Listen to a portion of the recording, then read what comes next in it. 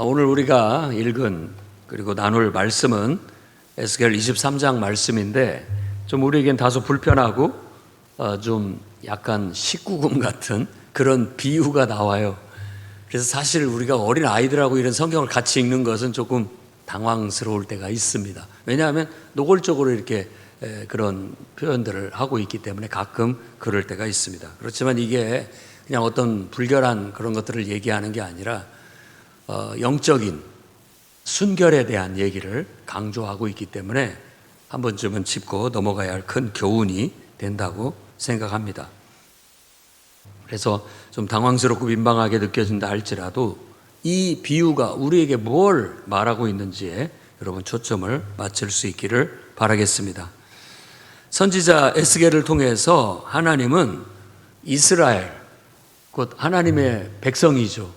하나님의 나라이기도 한 그들의 적나라한 영적인 실태를 보여주고 있는 거예요.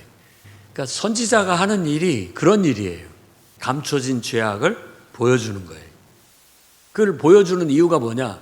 사람을 당혹스럽게 하고 부끄럽게 하려는 게 목적이 아니라 그 자신의 숨겨진 죄악에 직면해서 문제를 해결해라, 이런 것들을 말하고 있는 거예요.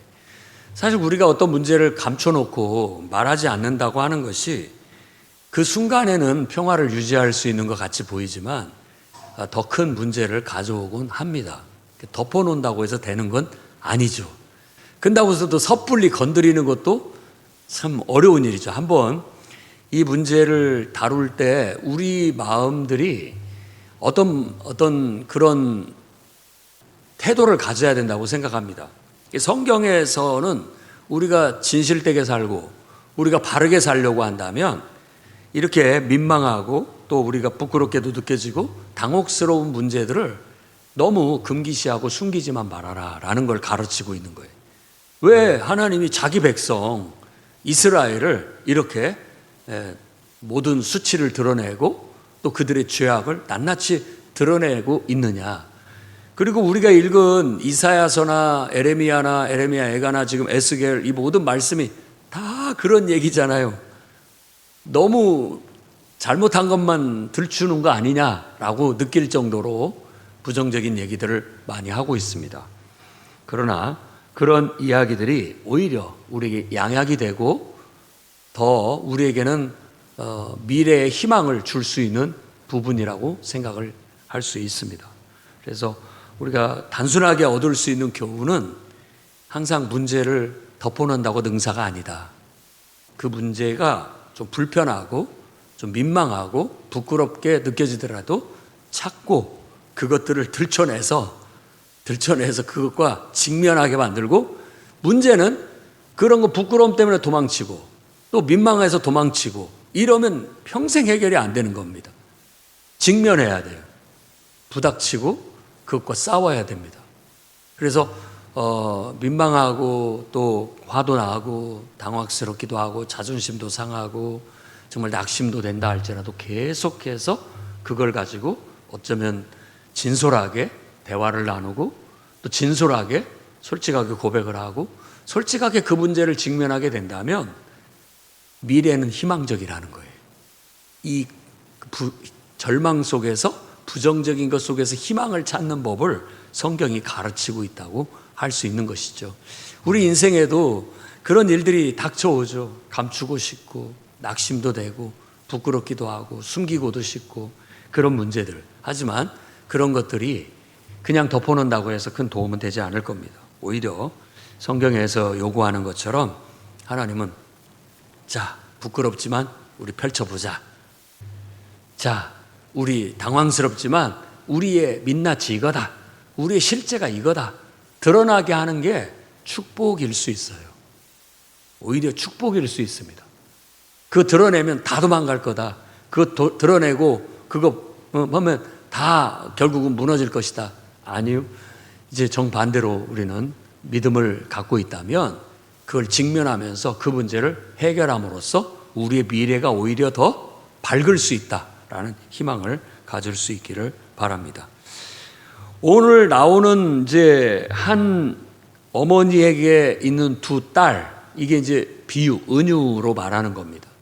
그래서 한 어머니의 두 딸로 그 이름이 오홀라 그리고 오홀리바라는 두 딸을 은유로 들고 있어요. 그러니까 이게 그냥 관념적으로 지어낸 이름이에요. 오홀라, 오홀리바. 보통 쓰는 이름이 아닙니다. 근데 이 이름이 가지고 있는, 두 이름이 똑같이 가지고 있는 어근이 뭐냐면 오헬이라고 하는 성막을 말하는 거예요. 똑같이. 그러니까 이스라엘은, 이 어머니는 정말 아브라함의 후손, 곧 믿음의 조상의 후손, 하나님의 백성을 말하는 거죠. 그 어머니는 보통 나라를, 조국을 어머니로 이렇게 여성으로 많이 표현을 합니다. 그게 은유적이죠. 꼭 어머니 품 같기도 하고 그렇기 때문에 그렇습니다. 그런데 이 어머니에게 두 딸이 있는데 그 딸이 오홀라하고 오홀리바예요. 근데 그것이 지금 무엇을 의미하냐면 오홀라도 성막에다가 거기다 하나 더 붙인, 그러니까 성막의 여성형 이렇게 생각하면 돼요. 오홀라. 성막이라는 단어의 여성형. 그리고 오홀리바는 거기에다가 하나의 단어를, 철자를 더 붙여가지고 그 여성형의 성막을 말하는데 그 가운데 이런 의미가 더 들어가 있습니다. 그래서 더 성막의 중심은 남왕국 유다 예루살렘이죠. 그리고 똑같이 이스라엘이라는 존재 자체가 하나님의 성막으로 인식이 되는 거예요.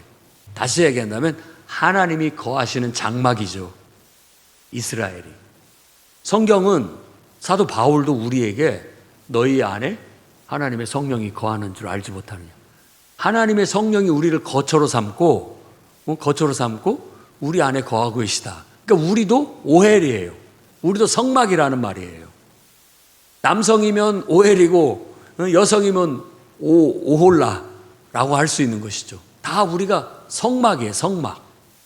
하나님이 내 안에 거하고 계시다라는 거예요. 그래서 하나님의 백성, 하나님이 함께하고 임재하고 계신 하나님의 백성을 이런 식으로 이름을 지어서 은유적으로 얘기를 했고, 그 나라가 북왕국 이스라엘과 남왕국 유다로 나눠져서 북왕국의 수도는 사마리아고 남왕국의 수도는 예루살렘으로 이렇게 둘로 나눠진 것을 마치 그 한 어머니의 두 딸로 은유적으로 얘기하고 있는 거예요. 그래서 우리가 오늘 이 두 딸의 이야기가 우리에게 주는 교훈의 그 첫 번째는 바로 영적 순결입니다. 영적 순결. 하나님의 거처요, 어쩌면 하나님의 신부요,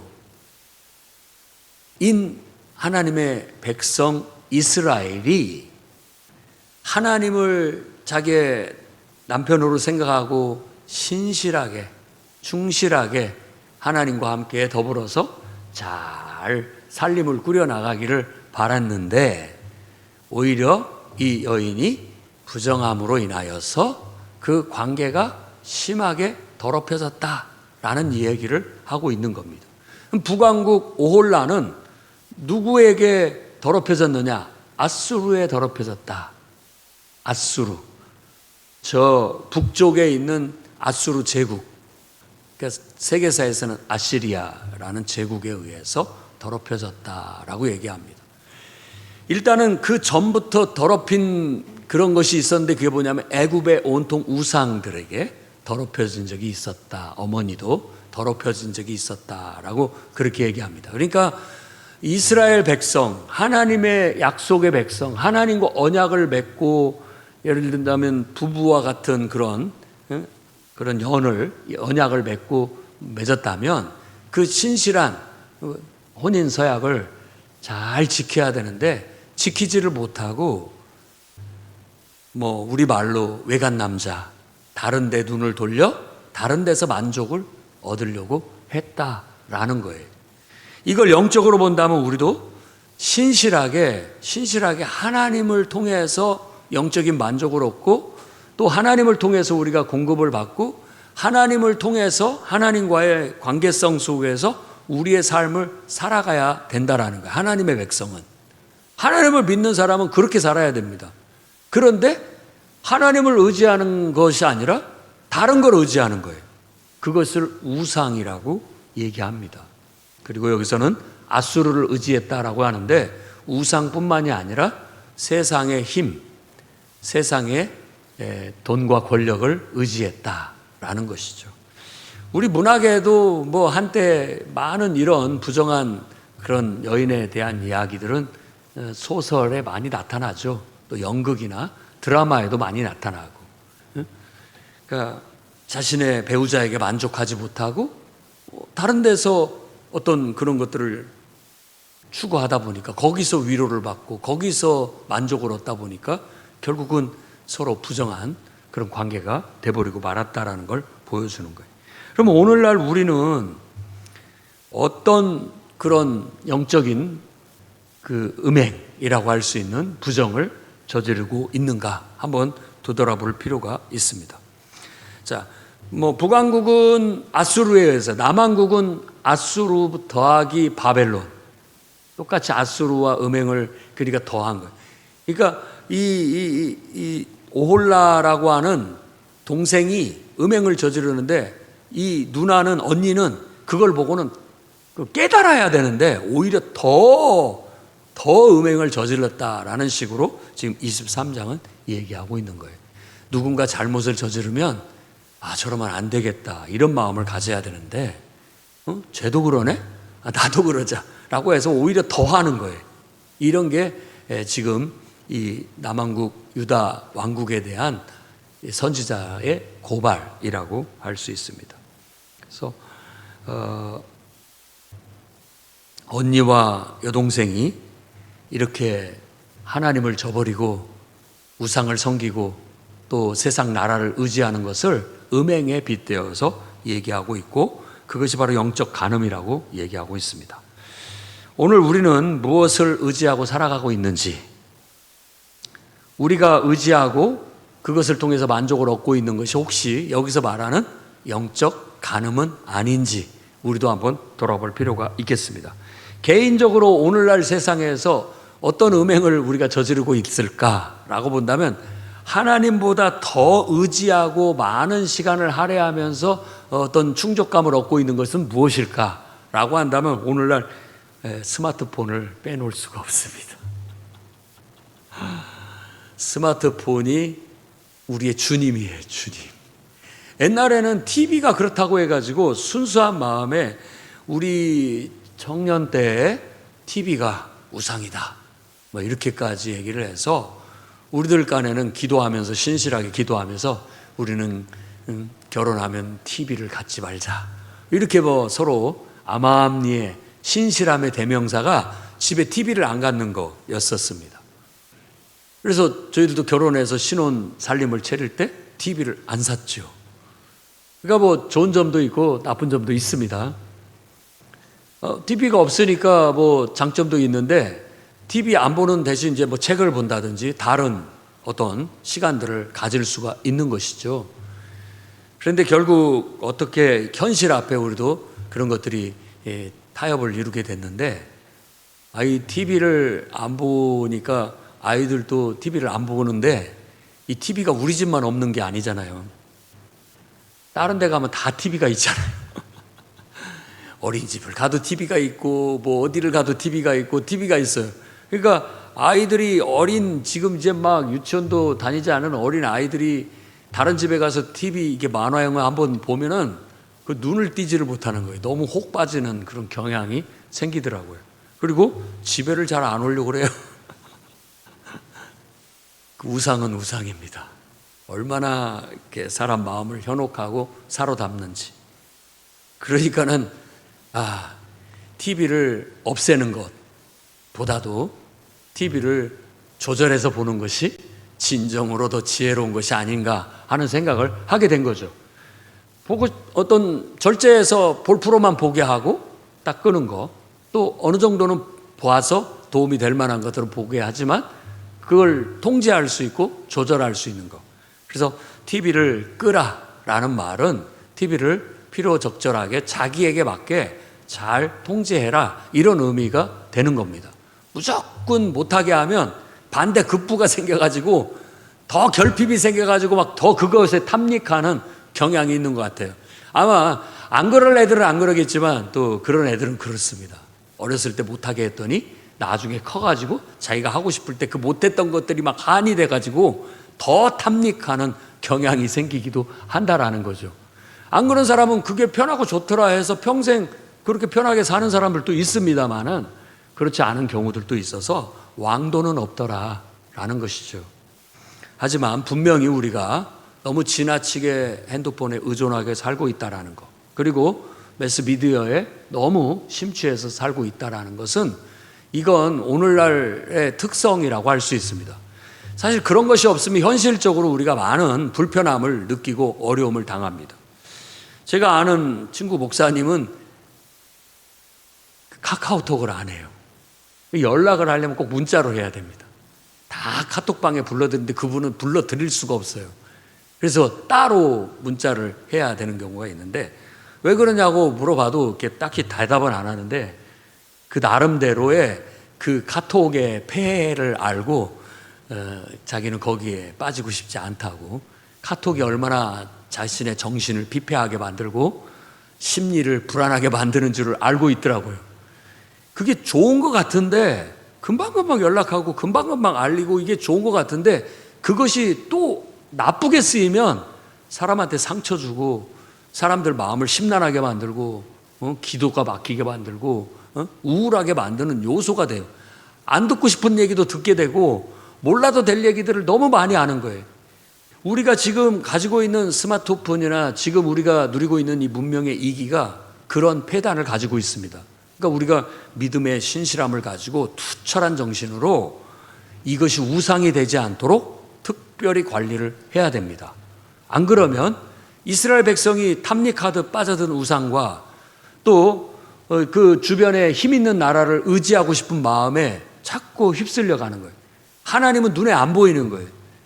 자기들의 본질이 하나님께 있고 자기들의 근원이 하나님께 있고 힘의 원천이 하나님께 있는데도 불구하고 하나님을 망각해버리고 자꾸만 세상의 힘을 의지하려고 하고 세상의 우상을 의지하려고 해서 뭔가를 추구하려고 하는 거예요. 우리 그리스도인이 기도해서 하나님께 응답받고 하나님이 주신 은혜와 축복 속에 사는 것을 망각해버리고 내가 더 많은 시간을 들이고 내가 뭐 더 열심히 하면 다 잘 되겠지라고만 생각하는 것도 그것도 잘못된 경향인 거예요. 하나님 앞에 기도하면서 열심히 하는 것이 돼야 됩니다. 하나님께 의지하면서 주님의 도움을 기대하는 마음에 하나님께서 주신 감동과 하나님이 주신 마음으로 성실하게 지혜를 얻고 새로운 길을 찾아가고 더 노력한다면 그거야말로 하나님이 바라시는 바고 믿음도 뿌리를 내리면서 하나님께로부터 공급받고 하나님께 은혜 받고 하나님께 축복받는 삶의 그 열매를 거두게 되겠죠. 그래서 그것이 바로 우리가 영적인 신실함, 정말 영적인 순결함이라고 말할 수 있고, 자칫 우리가 하나님보다 자꾸만 더 세상적인 것을 의지하고 세상의 방법을 더 의지하고 나아가서 하나님의 뜻보다는 자신의 이득과 편안함을 추구하기 시작하고 또 하나님보다 자기를 더 사랑해서 자기 숭배에 빠지게 되고 눈앞에 보이는 이익과 성공과 물질적인 축복과 사람들의 어떤 인정받는 것, 그리고 사회적으로 내가 출세하고 어떤 것들을 얻는 것에만 너무 치우쳐서 하나님보다 그걸 더 앞세우면 묘합니다. 하나님께서는 이 모든 것을 때가 되면 거둬가십니다. 지금 오늘 이 두 번째 핵심 요지가 뭐냐면 이 23장에서 얘기가 하나님께서 너희가 그랬지, 너 나 말고 다른 걸 의지했지, 그러니까 그 모든 것을 내가 다 심판해서 걷어버릴 것이다 라고 말하고 있는 거예요. 이게 참 무서운 거죠. 저도 많이 경험을 합니다. 내가 의지하는 사람을 하나님께서 보내시거나 내가 너무 신뢰하고 너무 의지한 거죠. 하나님보다 더. 그럴 때마다 하나님은 그 사람을 내 곁에서 이렇게 멀리 떠나보내시거나 데려가시는 경우들이 나타날 때가 있습니다. 우리가 뭔가를 하나님보다 더 탐닉하고 더 막 의지하고 푹 빠지게 되면 그때는 좋은 것 같은데 나중에 보면 하나님께서 그것을 다 걷어가시는 경우들을 볼 수가 있어요. 그래서 하나님은 이렇게 우리를 훈련하고 연단하시는구나. 그럼으로써 더 우리의 믿음이 하나님께 뿌리를 두게 하려고 하시는구나. 더 하나님을 의지하도록 우리를 이끌고 계시구나. 더 하나님께 기도하면서 하나님께로부터 힘을 얻고 지혜를 얻고 용기를 얻도록 나를 연단하고 계시고 훈련하고 계시구나 하는 걸 깨닫게 됩니다. 지금 이스라엘에게도 하나님이 요구하시는 게 딱 그겁니다. 딱 그거예요. 그들이 아무것도 아닌 우상에 탐닉하고 또 세상의 힘과 권세를 가진 나라를 의지하려고 할 때 하나님께서 너희가 의지하는 그것들을 통해서 너희가 의지하는 그것이 너희를 상처내고 너희를 고통스럽게 만들 것이고 그 너희가 의지하는 그것들이 결국은 너희를 아주 비참하게 만들게 될 것이다 라고 말하고 있는 거예요.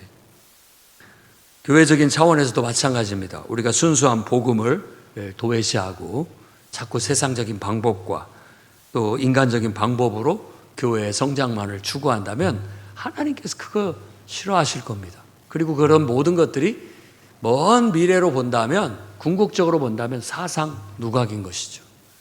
로마 시대 때 아무리 교회가 커지고 또 건물이 으리으리해졌다 할지라도 그 시대를 우리는 영적인 암흑기라고 얘기합니다.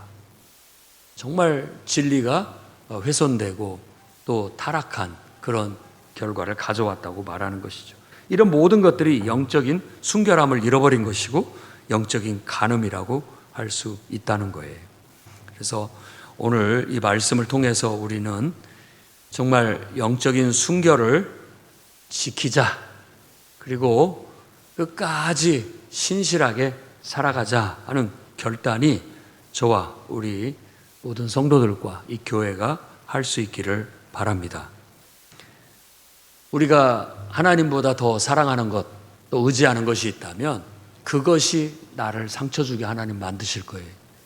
그것이 나를 부끄럽게 만들 것이고 그 모든 것들을 통해서 내가 설 수 없다라는 걸 결국 깨닫게 만들어 주실 거예요. 그리고 내가 설 수 있는 반석은 하나님이다. 하나님의 진리의 말씀이다. 라는 걸 결국 깨닫게 될 겁니다. 그래서 정말 영적으로 순결한 신앙생활을 우리 해나갑시다.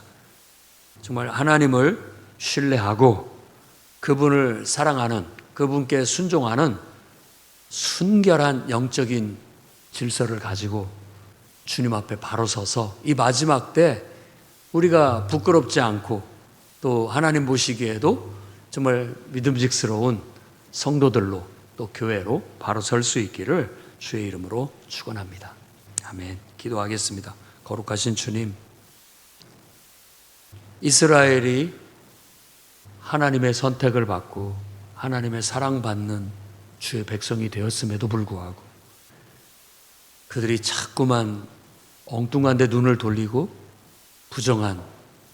부정하게 우상을 하나님보다 더 섬기고 세상을 하나님보다 더 의지하는 그런 부정함을 나타내므로 하나님께서 그걸 기쁘게 여기지 않고 그들을 심판하셔서 그들이 의지하는 그 존재들이 자신들을 상처내게 하고 아프게 하고 결국은 부끄러움과 멸시와 조롱과 수치를 당하게 하셨습니다. 이 역사를 우리의 교훈의 반면 거울로 삼아서 교사로 삼아서 오늘날 우리들이 하나님을 섬길 때 이런 영적인 간음을 저지르지 않도록 지켜주시옵소서. 정말 영적으로 순결하게 변함없이 한결같이 하나님을 신뢰하고 하나님을 의지하고 하나님께로부터 공급받으며 정말 풍성한 열매 맺는 그런 하나님의 자녀로 하나님의 나라로 하나님 백성으로 살아가게 해 주시옵소서. 예수님의 이름으로 기도드립니다.